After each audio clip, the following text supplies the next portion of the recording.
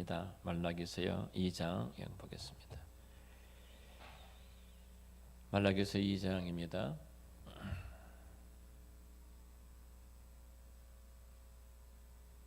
2장 8절과 9절 이 두 절 말씀 보도록 하겠습니다. 2장 8절 9절입니다.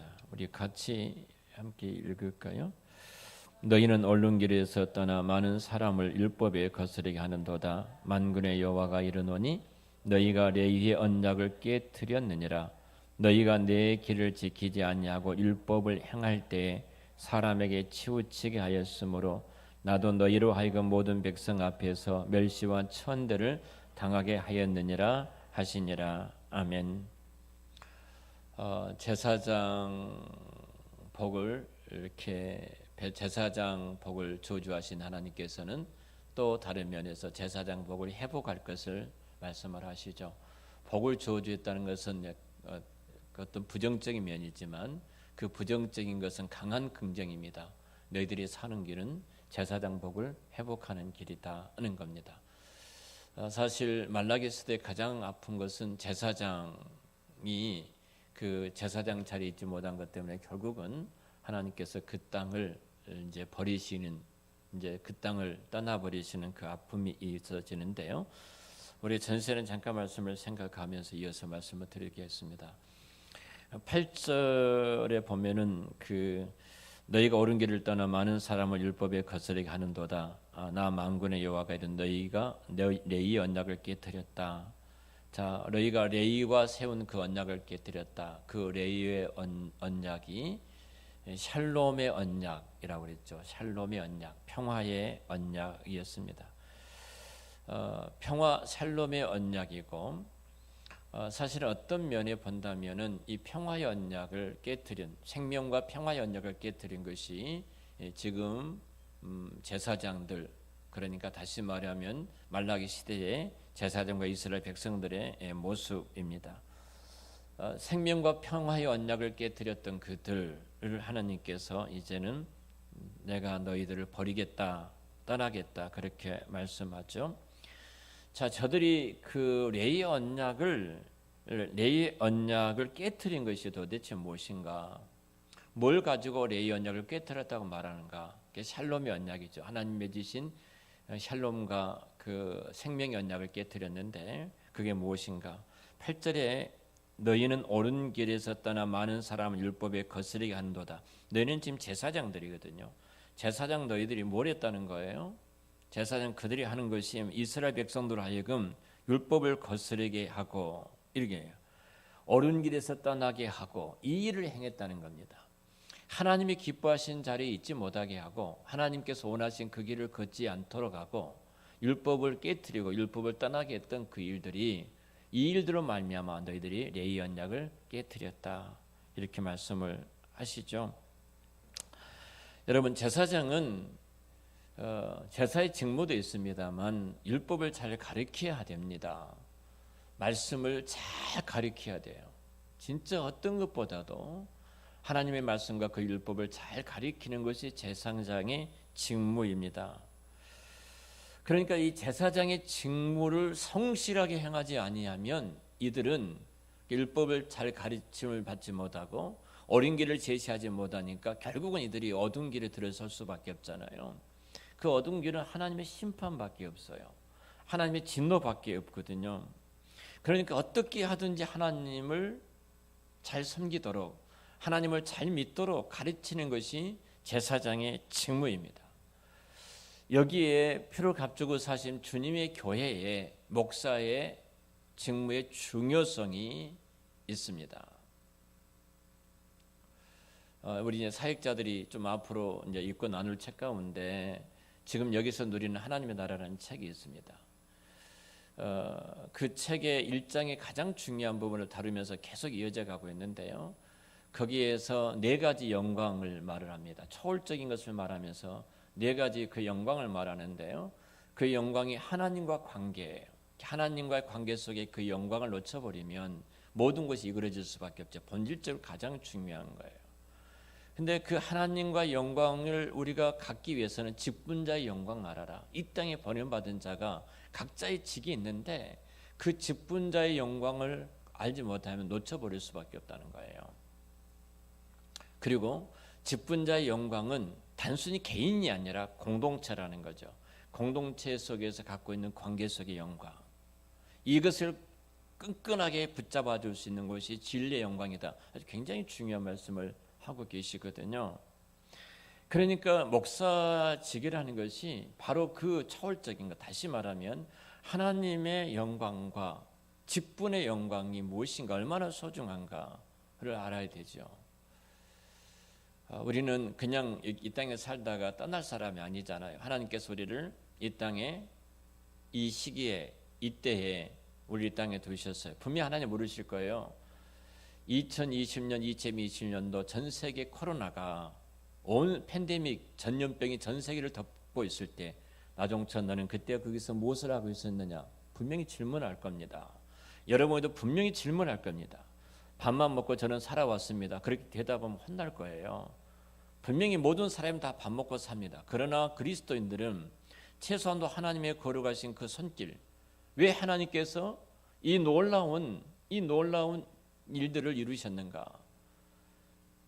전 세계가 한순간에 코로나19라는 팬데믹 속에 갇혀서 꼼짝하지 못하도록 묶으신 하나님의 섭리가 무엇인가?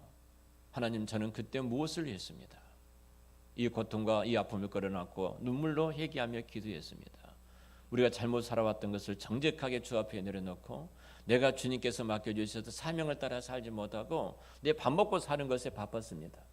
내가 다른 삶을 잘 사는 것에 바빴습니다. 내 온통 생각은 아파트 값이 얼마나 올랐는가, 이것이 매여 있었습니다. 제가 지난 화요일 날입니다. 월요일 날입니다. 월요일 날 어느 목사님과 잠깐 부부와 교제를 나누었습니다. 집사람과 같이 교제를 나누었는데요. 이 목사님이 교회에서 아파트를 해주셨어요. 저보다 훨씬 더 젊으신 분인데 뭐 한 10년 가까이 차이가 나는 목사님이신데 아파트를 해주셨습니다. 근데 아파트가 배가 올랐어요. 배가 올라온 것은 안 보여요. 안 보이죠? 내가 어디로 또 이사 가면 이 돈 가지고 가야 돼요. 그러니까 3억 5천 주고 샀다면 지금 7억이 된 거예요. 근데 어디 가면 또 7억을 사니까 기쁘지 않아요. 어디 가서 사야 되니까. 그러면서 뭐라고 말씀하시냐면은 우리 아들 딸들이 걱정이다. 어떻게 집을 장만하냐. 그러면서 막 정보를 송토하면서 목사님 투표하셨습니까? 이렇게 묻더라고요. 저는 이제 그 사전 투표를 했습니다. 누구를 했냐? 이것은 비밀입니다. 비밀입니다. 이렇게 말을 했어요. 그래서 제가 중요한 말을 했습니다. 목사님, 집 가지고 있는 사람은 3억, 지금 2년밖에 안 됐는데 3억 5천이 올랐어요. 2년 만에 3억 5천을 벌었어요. 저는 집이 없습니다. 저는 멘봉입니다. 집 가진 사람이 3억 5천 오르고 되게 감사해야지. 지금 불평하고 있는 것이 목사님 맞습니까? 목사님 평생 목회해도 3억 5천 벌 수 있습니까? 그러잖아요.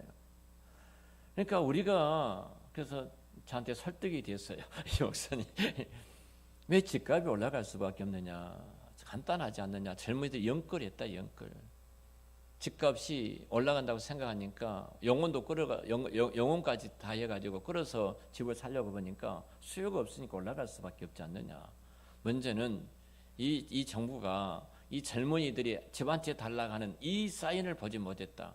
지금 숫자로 우리 시대의 숫자는 우리가 20대 30대 집 가질 걸 생각했습니까? 물어보세요. 우리 살 때 20대 30대가 집 가질 걸 생각했어요? 아무것도 생각 안 했어요. 그 목사님 또 한마디 했어요. 지금 목사님 집도 아들과 딸이 있는데 같이 살려고 합니까? 물었어요. 지금 두 아들, 딸들이 같이 안 산다는 거예요. 나가서 각자 살지. 그러니까 집이 없는 것은 당연하지. 우리 때는 결혼하기 전까지 다 부모 슬하에 있었습니다. 이 사회적인 구조를 정부가 읽지 못했다. 그러니까 이것 때문에 실패한 거다. 집 문제에 대해서는. 사회적인 구조적인 부분을 전체를 보고 우리가 무엇을 할 것인가 생각해야지 무조건 요구하면 되겠느냐. 목사는 그러면 안 된다. 이렇게 이제 후배이니까 저한테 멀어서 그 이야기를 했습니다. 중요한 것은 우리가 모든 신경이 그곳에 모아 있어요. 코로나19 때 진짜 2020년과 2020 당신은 전 세계를 하나님께서 쓰나미처럼 이렇게 덮을 때 그때 당신은 무엇을 했습니까? 한번 생각을 해봐야 돼요. 저는 그때 우리 애나는 그랬고요. 저는 초등학교 다녔습니다. 모르는 날 모르시면 초등학교 다닐 때 엄마는 이렇게 했고 아빠는 이렇게 했고 교회는 이렇게 했습니다. 분명히 근데 저는 무엇을 했습니다. 그렇게 생각하는 사람은 사명자예요. 그렇게 생각하는 사람은 직분자예요. 뭐라 하셨습니까, 여러분? 여러분, 주의 교회를 한번 돌아보겠습니다. 우리 주님의 교회를 한번 돌아보죠. 자, 가장 중요한 것은 교회를요, 사도들과 선지자들 터 위에 교회를 세웠어요. 그러죠? 교회는 어디에 세워졌다고요? 사도들과 선지자들 터 위에 교회가 세워졌어요. 왜 교회를 사도와 선지자 터 위에 교회를 세웠을까요? 왜? 여러분, 왜 하나님께서 사도들과 선지자들 터 위에 세웠을까요? 사도와 선지자는요, 하나님의 말씀을 맡은 자입니다.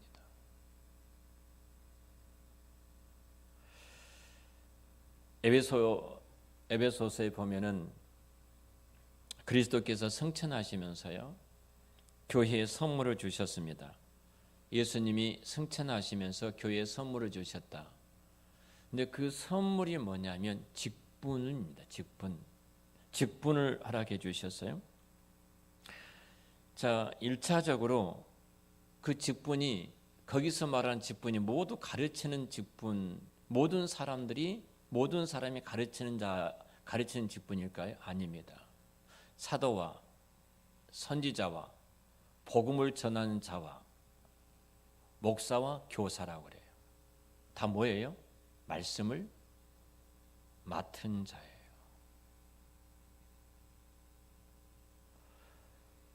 그러니까 우리가 이 부분을 놓쳐버리거든요.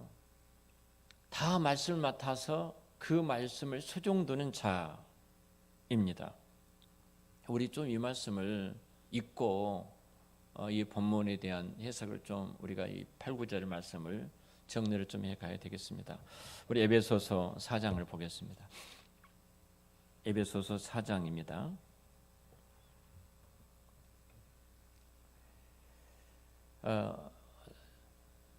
4장 7절 이하의 말씀을 가지고 제가 좀 말씀을 드릴 텐데요. 우리 예수님께 승천하시면서 교회에다 선물을 주셨어요. 승천하시면서 교회에다 선물을 주셨어요. 근데 그 교회에다 선물을 주셨는데 선물을 주시면서 직분이라고 말합니다. 그 선물이 교회의 선물이 뭐라는 거예요? 직분입니다. 직분을 주셨어요. 근데 이 직분을 주셨는데 이 직분자들이 지금 주신 직분자들은 가르치는 자를 가리켜서 말씀을 하고 있습니다. 교회가 가르치는 직분 위에 세워졌기 때문에 여기서 지금 사도와 선지자와 복음을 전하는 자와 목사와 교사를 말을 하고 있습니다. 여러분, 그 사도행전 초대 교회가요, 가진 것을 다 팔죠. 성도들이 바나바를 비롯해서 많은 성도들이 가진 것을 다 팔아 누구 앞에 갖다 두었죠? 누구 앞에 갖다 두었어요? 다들 멍하고 계시는지. 우리 이영남 원사님 오면 대답을 할 건데 그분이 지금 선주에 매여가지고 유튜브로 보신다고. 누구에 갖다 놨어요? 사도들 앞에. 그러잖아요. 사도들 앞에 갖다 놨어요. 왜 사도들 앞에 갖다 놨을까요? 자, 저들이 모든 것을 팔아서 그 이제 모든 삶을 가져온 것을 나눌 때 사도들 앞에 갖다 놓았어요. 왜 사도들 앞에 갖다 놨을까? 저들이 하나예요. 사도들의 가르침 하에 저들이 있어요. 다시 말하면 말씀 위에 교회가 세워졌기 때문에 그곳에 갖다 놓은 거예요. 자, 자, 에베소 4장을 보겠습니다. 4장 7절 이하를 보면요. 자, 7절을 보겠습니다. 4장 7절입니다. 우리 각 사람에게 그리스도의 선물의 분량대로 은혜를 주셨나니 라고 말씀하죠. 각 사람이 그리스도께 선물을 주셨다 이렇게 말씀해요. 그러면서 8절은 시편 68편 18절 말씀을 인용을 하고 있습니다. 시편의 말씀을 인용하면서 그가 위로 올라가실 때에 사로잡혔던 자들을 사로잡으시고 사람들에게 선물을 주셨다 하였도다 이렇게 말씀을 하죠. 그러니까 그가 위로 올라가실 때에 이 말은 그리스도께서 십자가 사건을 마치시고 부활하신 이후에 40일 동안 이 땅에 계실 때 승천하실 때 이 말입니다.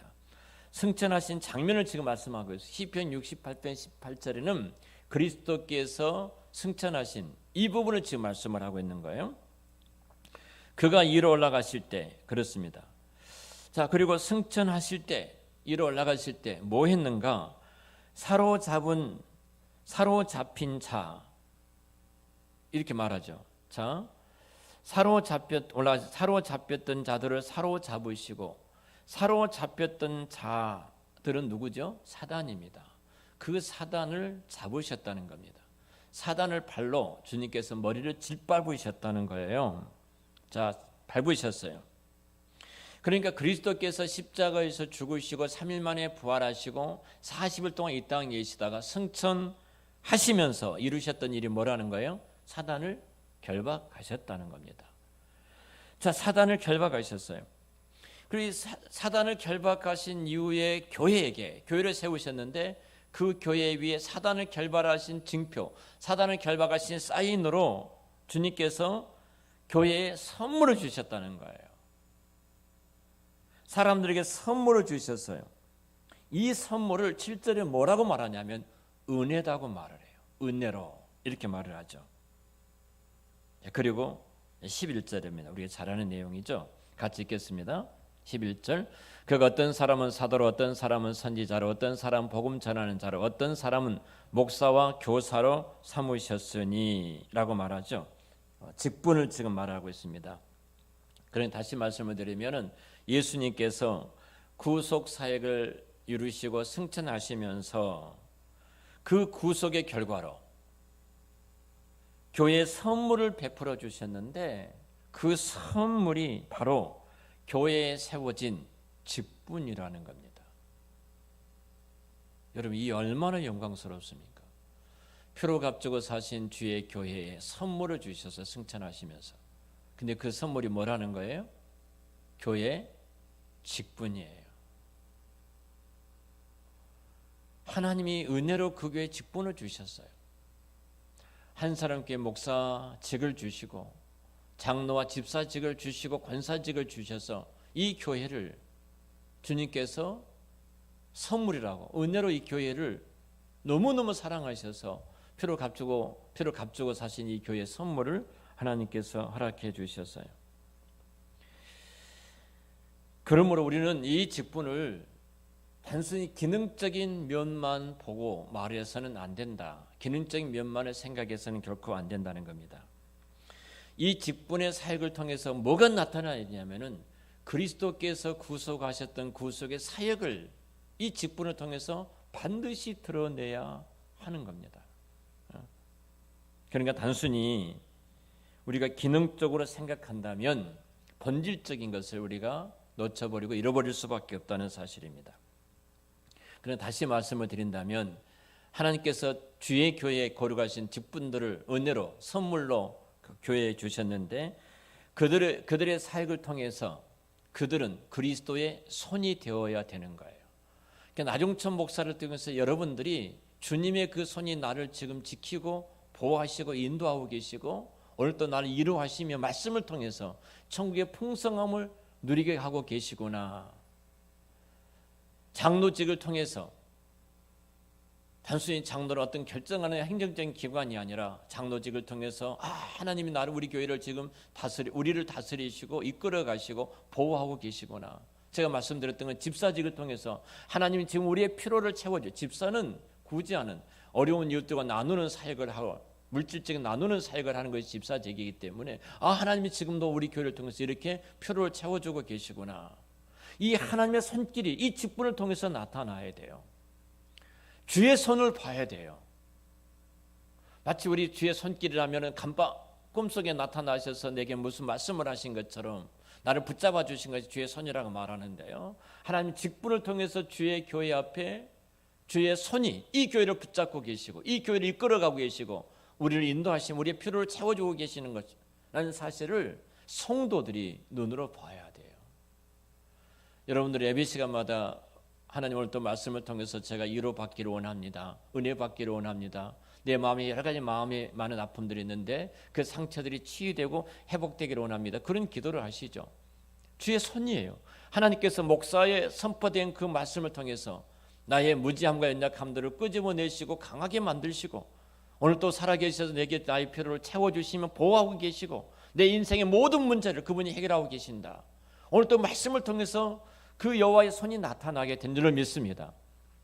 그러니까 목사와 사역이 말씀의 사역자들이 얼마나 중요한지 몰라요. 우리 지식 전달이 아니잖아요.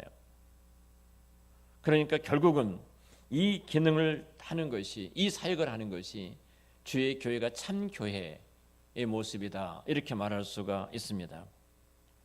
다시 거꾸로 말하면 이 직이 없다면 교회에 이 직 사역이 없다면 교회 안에 이것이 이 직분의 기능이 제대로 이루어지지 않는다면 교회는 그리스도의 사역을 그리스도의 손을 제대로 보여줄 수가 없게 되죠. 주의 손이 제대로 보여줄 수가 없게 된다면 그 교회는 뭐가 되어져요? 세상화 될 수밖에 세속화 될 수밖에 없는 것입니다. 그러니까 교회에서 세상쟁이 들어와서 온갖 잡동사니들이 들어와서 이상한 일들이 교회 안에서 일어나게 되어지는 것이죠. 그래서 이 직분은 반드시 교회에 주님께서 구속하셨던 구속 사역을 드러내는 것이 교회의 직분이다. 자, 성도가 교회가 제사장 복에서 우리가 떠나지 않을 수 있는 정말로 이 제사장 복을 회복하고 풍성히 누릴 수 있는 길은 한 가지밖에 없어요. 말씀의 직분인 대제사장직입니다. 어찌면 오늘날로 치자면은 목사와 말씀을 가르치는 자들의 사역입니다.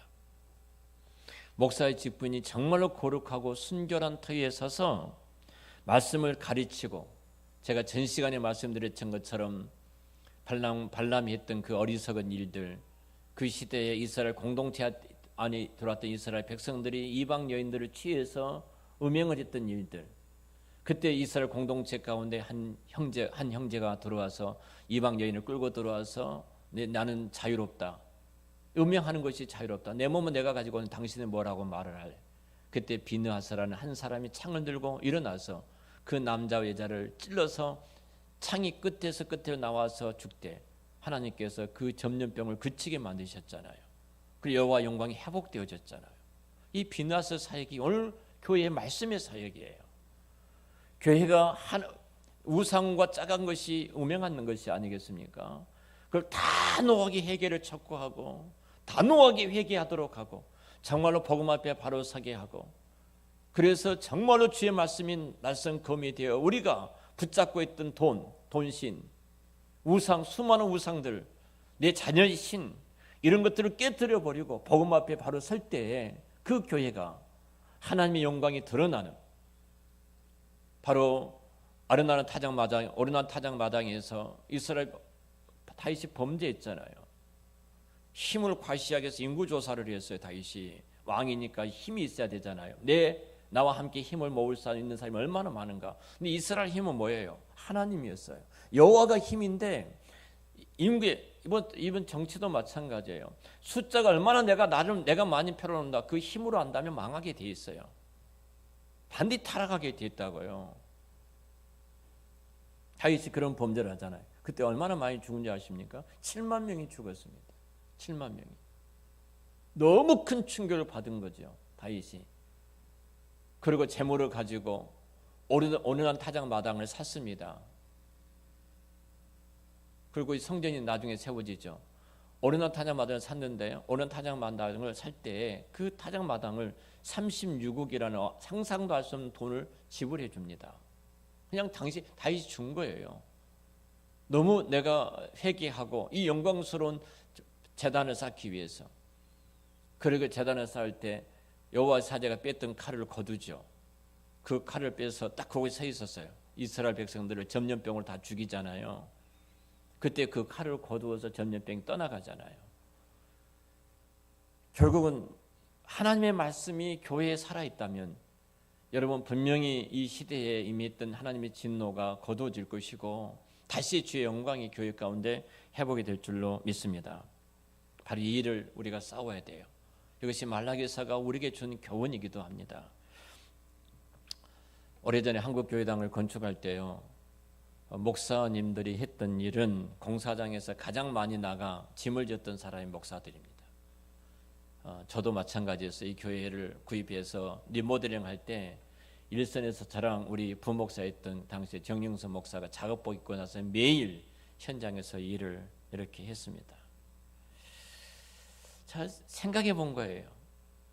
제가 이제 고등학교 다닐 때 내가 학교만 가라고 말만 해주면 내가 벌어서 가겠습니다 이렇게 말을 했거든요. 그러니까 이제 뭐 학교는 가라 해서 허락이 떨어져서 고등학교 입학을 했습니다. 돈을 벌어야 되잖아요. 학비도 내야 되고 먹고도 있어야 자취방에 뭐 1년 세도 내야 되니까 돈을 벌기를 시작했습니다. 안 해본 것이 없어요. 신문 배달, 연탄 배달, 빵 판매. 제과되면 빵 사다가 옛날에 자전거 싣고 가게마다 다니면서 빵도 팔아보고요. 뭐 신문 배달, 아이스크림 판매 뭐 다 해봤습니다. 구두 닦기만 안 해봤어요. 그리고 강주 서강주 경찰서에 소속이 된 방범대원으로서 저녁 10시부터서 새벽 5시까지 근무를 하고 얼마를 벌고 고등학교 때 그 일을 했어요. 학생은 뭐 해야 됩니까? 공부를 해야 되죠. 제가 미친 짓 한 거예요. 내가 그것 안고 공부를 했다면 얼마나 잘했을까 너무 후회스러운 거예요. 그래도 5등 안에는 들었어요. 제 학직부 공개할 수 있어요. 떼가지고 와서. 내가 그때 정말로 공부를 했더라면 그 시간에 본질을 놓쳐버린 거잖아요. 학생의 본질은 공부하는 것인데 그렇잖아요. 그것도 모르고 집에서는 딱 옛날 통신표가 다 집으로 갔잖아요. 내가 집에 이제 그 토요일 날 내려갔더니 난리가 난 거예요. 통신표가 왔어요. 그 통신표가 5등이라고 찍혀 온 거예요. 학교에서. 그렇게 우리 아들 공부 잘한다고 난리가 난 거예요. 무슨 공부를 잘하긴 잘하겠습니까? 겨우겨우 하고 따라가는 것이지. 돌아보면 생각해 보면 정말로 이 본질을 놓쳐버린 거거든요. 자, 목사의 본질이 뭐예요, 여러분? 교회 건축을 할 때 들짐을 지우고 나가서 이렇게 현장에서 일하는 겁니까? 이해는 돼요. 저 자신을 보면 이해는 돼요. 교회를 사랑하니까 빨리 교회당 건축 잘 마무리하고 성도들이 아름다운 건물에서 예배를 드리고 싶은 뭐 특별히 뭐 아끼고 사랑하기 때문에 충분히 그럴 수는 있습니다. 근데 제가 큰 실수를 한 거예요. 일을 하다 보니까 부딪힌 것도 있잖아요. 성도들하고. 그래요, 안 그래요? 그래서 제가 3층에다가 좀 서재실을 좀 꾸며달라고 그랬어요. 잘 좀. 그러니까 어느 분이 서재실이 뭐가 아니에요. 전혀 모르죠. 무슨 서재실이 필요합니까? 이렇게 나온 거예요. 제가 그렇게 말하는 사람하고 뭐라고 말을 하겠습니까? 뭐라고? 그 내가 그러지 않았더라면 훨씬 더 좋았을 텐데. 현장에서 일을 하다 보니까 목사는 이런 생각을 갖고 있는데 이런 이런 생각하잖아요. 목사는 전체적으로 보잖아요, 항상. 그리고 전체적으로 보고 모든 것을 보면서 하는데 그분들 한 부분밖에 보지 못하잖아요. 그리고 또 생각도 단순하고 저는 오랜 기간 동안 생각해 왔고 그냥 다르죠. 그냥 이것들 때문에 갈등 요인이 되어질 수 있는 거예요. 제가 지금 후배들이 한다면 전혀 못하게 할 겁니다. 목사는 내가 충분히 교회를 아끼고 사랑하는 마음 아는데 등짐을 많이 짓다고 해서 그것이 좋은 것이 아니다. 그렇게 말할 거예요. 생각을 해보세요. 저는 그것이 교회를 사랑하는 행동이 아니에요. 여러분, 말씀이 시들면요. 말씀이 시들면 아무리 건물이 잘 지어도요. 잘 지어져도 여러분, 그 교회는 죽게 돼 있습니다. 그 교회는 죽어요. 성도가 좀 마음이 상합니다. 성도가 좀 마음이 상하면 찾아가고 또 찾아가고, 조금 어려운 일이 생겼다고 하면은 또 찾아가고, 그래서 그 집 일 봐주고 그 집 돌봐주고, 말하자면 말씀으로 통치해서 목회를 하는 것이 아니라 인간관계로 목회를 한다면, 인간관계로 목회한다면 그러면 아주 목회를 인간관계 속에서 잘한 것 같지요. 인간관계라면 목사님 낯을 봐서 그 교회를 떠나지 못할 경우는 있을 겁니다. 그런데요, 그 영혼은 죽습니다. 그 영혼은 죽어요. 인간관계가 아니에요. 말라기 시대가 죽어버렸던 이유는 저들이 레위 언약이 무너지게 했던 거예요. 말씀이 사라져버렸던 거예요. 너무 답답해서 하나님이 그 이후로 더 이상 말씀을 갖고 찾아오시지 않는 400년의 시간이 흐르잖아요. 얼마나 비극입니까? 얼마나 큰 고통입니까? 정말로 말씀을 바르게 가르치기 위해서요, 10시간, 20시간 책을 보고, 우리 사역자들하고 한 이야기가 있습니다. 내가 지금 책 사서 보는 것이 좀 아깝다. 내가 본 책이 얼마나 많은데 이 나이에 또 책을 사서 내가 봐야 되고, 진짜 아까운 생각도 들어져요. 지금 위에 있는 책들 이렇게 해서 지금 버리고 있는데 계속 또 책을 사서 보잖아요. 그런데요, 한편의 한 주의 말씀을 준비하면서 10시간, 20시간 정말로 책과 씨름을 하고 몸부림치고, 우리 주님께서 겟세마네 동산에서 땀방울이 핏방울이 되듯까지 그 말씀과 씨름하지 아니하면요, 그래 않고 말씀이 시들면 그 교회가 아무리 화려하게 잘 지어놨어요, 또요, 숫자가 아무리 많이 이쪽으로 모인다 할지라도 그 말씀이 시들면요, 그 교회는 세상적으로 흘러갈 수밖에 없는 겁니다. 시들 수밖에 없는 것입니다. 그래서 최소한도 우리들은 정말로 말씀을 목사님이 바르게 전하고 가르치기 위해서 여러분들이 하나님 앞에 간구하고 하나님 앞에 기도하고, 그리고 그렇게 여러분들이 함께 간구하고 함께 기도하고 그렇게 준비된 말씀들이 교회 안에 선포되어진다면 분명히 말라기에 약속하신 그 회복되었던 제사장복이 우리와 우리 교회에 회복될 줄로 믿습니다. 그렇지 않으면 대제사장의 복을 우리가 기대하기가 어렵습니다. 이 목사님이 내일에 관심이 없을까? 나한테 전화 한 통 없을까? 나를 왜 잘 살펴주지 않는가? 그렇게 불평하지 마십시오. 말씀을 제대로 먹으면 내 옆에 목사가 상담하지 않아도요, 누가 상담해 주셔요? 성삼위 하나님께서 그를 친히 상담해 주실 줄로 믿습니다. 언제요?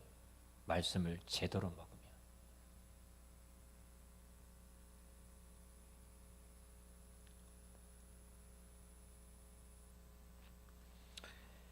여러분, 정말로 말씀을 제대로 먹으면요, 하나님께서 그 옆에서 상담해 주실 뿐만 아니라 하나님께서 성삼위 하나님께 친히 그 곁에 서서 그를 지키시고 그를 인도하시고 그를 피로를 채워주신 하나님을 만나게 될 줄로 믿습니다. 목사는 도구에 불과해요. 그 말씀을 잘 드러낼 때 그 말씀을 통해 찾아오신 주님을 만나고 누리게 되어지는 겁니다. 목사가 사람을 지키는 것이 아닙니다. 누가 지키죠? 삼위 하나님이 지키십니다. 목사가 여러분의 필요를 채워준 것이 아닙니다. 누가 채워주시죠? 삼위 하나님께서 여러분의 필요를 채워주실 줄로 믿습니다. 그제 상담하셨던 우리 서부여 집사님, 서선여 집사님 다녀왔습니다. 믿지 않기 때문에 믿지 않는 방식으로 하죠. 마음이 참 아픕니다. 그랬더니 너무 감사한 것은 우리 오미골찬이 어머님 이도간다 말씀 듣고 바로 성경책을 가지고 달려갔더라고요. 그리고 그 성경책을 읽어드렸더라고요. 마지막 교회란 처음 안 가보신 분인데 제가 여러분들에게 늘 말씀을 드리잖아요. 뭐라고요? 제발 여러분 가족 가운데 예수를 믿지 않는 분이 있으면 저에게 연락 좀 해주십시오. 마지막에 여러분이 그 고통스러운 눈물을 흘리지 않고 정말로 그 장례가 영광스러운 장례가 되기 위해서 이렇게 생각해요. 목사님이 믿지 않는 평생 믿지 않고 절에 불교 신자인 우리 어머니 찾아가면 문전 박대 받을 건데 괜찮습니다. 문전 박대 받아도 괜찮아요. 근데 여러분들이 그렇게 여러분들이 믿지 않는 가족과 친척들 부모들을 목사님이 찾아가서 복음을 전해 주십시오라고 기도하는 순간 이미 하나님이 작업하고 계셔요. 두려워할 필요가 전혀 없어요. 우리만 천국 가면 어떻게 하겠습니까? 여러분 제발 좀 그렇게 좀 하셔서 5월달에는 믿지 않는 그들에게 가서 좀 복음을 전하고 말씀을 선포함으로 저들의 생명의 역사가 일어나는 그 은혜가 우리와 함께 있기를 축원합니다.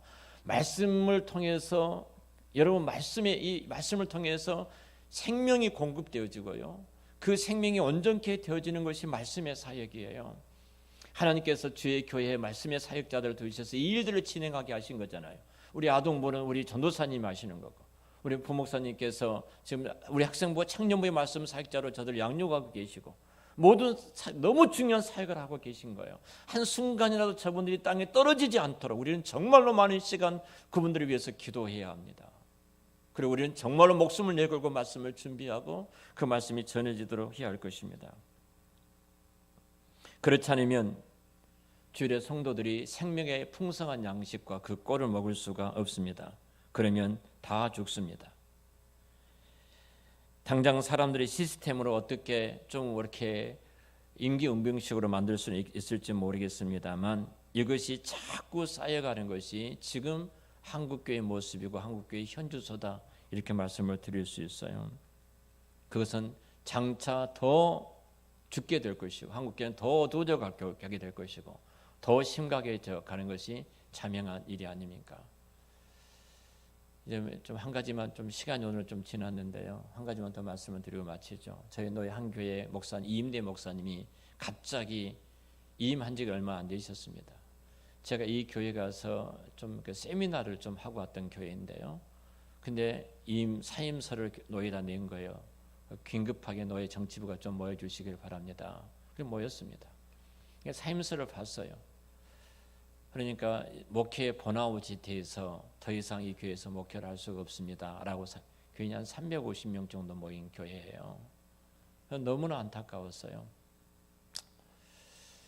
제가 참 부족하지만 이 교회 가서 내가 교육도 시켰던 교회이기 때문에 또 임식할 때 가서 축사를 했던 교회이기 때문에 좀 더 애정이 더하죠. 굉장히 많이 기도했습니다. 정치부 모이기 전에 하나님 너무 마음이 아픕니다. 이 서로가 상처가 되어서 목사가 나가게 된다면 후임자가 어떻게 와서 또 목회를 바톤을 받아서 목회를 하겠습니까? 참 어두운 교회의 모습인데 또 이 목사가 이렇게 쉽게 이임을 해놓고 평생 하겠다고 해놓고 하락할 때까지 이렇게 쉽게 그만둔다면 이 목사는 또 어떻게 지도해야 되겠습니까? 이 마음 때문에 참 많은 기도했어요. 저는 가장 중요한 것이 하나였습니다. 말씀의 사역자에 대한 고민이었어요. 이 친구의 설교를 제가 들어봤습니다. 그리고 이 교회에 대한 정보를 좀 들었습니다. 노예가 이번 노예 때 내일 모레가 다음 주 월요일 노예인데 그냥 받으면 됩니다. 지난 금요일 날 모였어요. 제가 긴급하게 의견을 냈습니다. 저는 우리 시찰이 아니기 때문에 관여를 할 수가 없습니다. 시찰 위원들이 긴급하게 토요일 날 당회를 소집하고 중진들 소집하십시오. 몇 가지 안을 제가 내드렸습니다. 마치 거기 정치부원 때 거기 시찰 서기님이 계셔서 쭉 내드렸어요. 그리고 교인들이 영적으로 분명하게 보도록 해야 되고 지도해야 됩니다. 말씀의 사역자에 대해서 교회가 함부로 했던 것 분명하게 해야 됩니다. 그리고 목사에게도 분명하게 해야 됩니다. 이것부터 시작해서 말씀을 쭉 드렸어요. 근데 감사한 것은 바로 토요일 날 보고 만나고 나서 문자가 저에게 들어왔어요. 너무 감사한 교회가 지금까지 했던 모든 거 다 내려놓고 그리고 목사님을 그대로 모시고 이미 4월 4일 날 사임하기로 다 하고 마지막 설교라고 정해놨어요. 교회에다 발표도 해놓고 바꾸기 어렵죠. 근데 사람 보지 말아라. 이 교회에 그리스도가 주인이시다면 주님이 교회를 회복할 것을 믿고 이렇게 진행을 해 주십시오 라고 부탁을 드렸어요. 근데 고맙게도 일이 잘 처리가 됐다 말씀 듣고 진짜 부활절에 큰 선물을 받은, 정말 큰 선물을 받은 제가 너무 기뻤습니다. 하나였어요. 교회가 말씀을 맡은 사역자를 어떻게 생각하는가 하는 부분입니다. 전에 또 상처가 있는 교회였거든요.